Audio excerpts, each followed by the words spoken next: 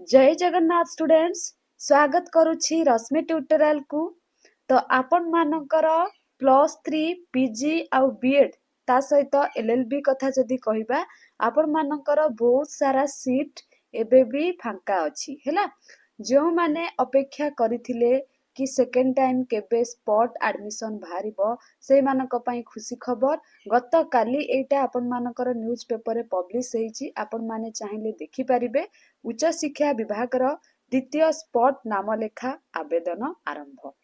जो माने अपेक्षा करिथिले से मानक पई खुशी खबर। माने अल्प 0.5 किंबा गोटे मार्क जो माने कटिथिले एडमिशन पाई पारि नथिले से मानक पई पुणी थरे उच्च शिक्षा विभाग सुजोग देइछंती। आपण माने केबे आवेदन करिवे, केमिति आवेदन करिवे, मु सब किछि आपण मानकु ए वीडियो रे कहिबी। आ केउ माने आवेदन करिवे सेति पई वीडियोटी को शेष पर्यंत देखिबे।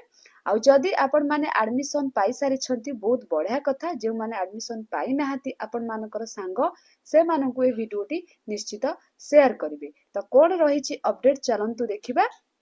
आपण माने देखि पारुथिबे खाली पीजी नुहे कि बीडी नुह, +3 ता सहित एलएलबी बहुत सारा कोर्स अछि। इंटीग्रेटेड बीडी मध्य अपडेट हेला स्नातक स्नातकोत्तर बीडी एमईडी ता सहित एलएलबी रे बळका थिबा सीट रे हेबो नाम लेखा।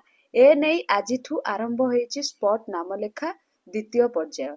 22 तारीख जाए आवेदन चलिबो हैला, डिसेंबर 22 पर्यंत। माने आपण मानकर आसंता काली हैला, हातर आउ टाइम नै आजी आउ आसंता काली। तापरे 26 तारीख अपराह्न 4टा रे रैंक प्रकाश पाइबो। 27 तारीख रे सकाळ 10टा रे अपराह्न 2टा जे आपण मानकर लिस्ट आसी जिवो। से लिस्ट रे जो मानकर नाम थिबो से माने डॉक्यूमेंट्स रिपोर्टिंग करिवे। आ सेही 27 अपराह्न 4टा रे नाम लेखा पई योग्य शिक्षार्थी नाम प्रकाश पाइबो। 27 रु 30 रे से मानकर नाम लेखा हेबो। ए नै आजी उच्च शिक्षा विभाग पक्षरु एटा सूचना दियाइछि। माने आपनकर 19 तारीख अपडेट दिया गला। एटा 20 तारीख गत काली न्यूज पेपर रे प्रकाश पाइला। 24-25 शिक्षा वर्ष पाई स्नातक स्नातकोत्तर 2 वर्षिया BD MED 3 वर्षिया LLB 3 वर्षिया integrated BD और एमईडी द्वितीय स्पॉट नाम लेखा प्रक्रिया आरंभ होईछि।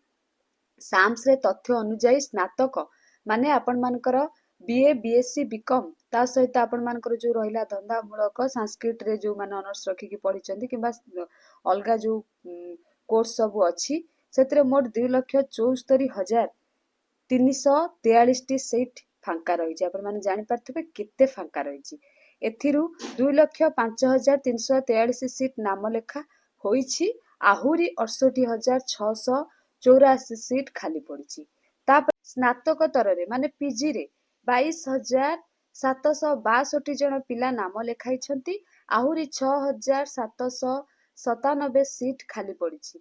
सेही परि 2 वर्षिया बीडी और एमईडी रे मध्य 2,718 सीट खाली पड़िछि। पीजी रे आपण माने जानिथिबे बहुत सारा पिला आपनकर एडमिशन पाई नाहंती, सेथिरु आहुरी 6,797 सीट अछि। आपण माने एई सुवर्ण सुजोग रो हाथ छडा करंतु नाही। आपण माने भी आवेदन करंतु, हुए तो आपनकर भाग्य से 6,797 भितर जणिए माने गोटे सीट आपण माने पाई पारबे। तापर बीड रे आपण मानकर 2,445 टी, एमईडी रे आपनकर 273 जन नाम लेखाइछंती। आहुरी 32 टी सीट खाली रहिछि। तापरे एलएलबी रे 3टी शिक्षानुष्ठान जेमति कि कटक मधुसूदन आईन विश्वविद्यालय, गंजाम लिंगराज आईन महाविद्यालय, भुवनेश्वर विश्वविद्यालय आईन महाविद्यालय पाई मोट 360 टी सीट रु 16 टी सीट खाली पड़िछि। एलएलबी रे इंटीग्रेटेड बीडी कथा जदि कहिबा 20 टी सीट खाली थिबा बेले 195 जन नाम लेखाइछंती। आ मात्र 5 टी सीट खाली पड़िछि। आपण माने देखि पारिले। तो आपण माने ए जो सुजोग को हाथ छड़ा करंतु नाही, फटाफट आज ही आवेदन करि दियंतु। आपनकर लिस्ट 22 तारीख पर जो 27 तारीख आसी जिवो आपण माने एडमिशन करिवे। जदि आपण माने कोठी एडमिशन करि नाहंती, माने सेमती आपण माने बे घरे अछंती, नेक्स्ट ईयर सीपीडी दवा पई वेट करिथिले किबा आपण मानकर बीडी दवा पई वेट करिथिले, एंट्रेंस रु कम मार्क रु कटिथिले, तो आपण माने एटा हाथ छड़ा करंतु नहीं। जदि किसी डाउट अच्छी आपण माने मते कमेंट सेक्शन में कमेंट करेंगे, मुझे आपण मानकु कहीदेवी।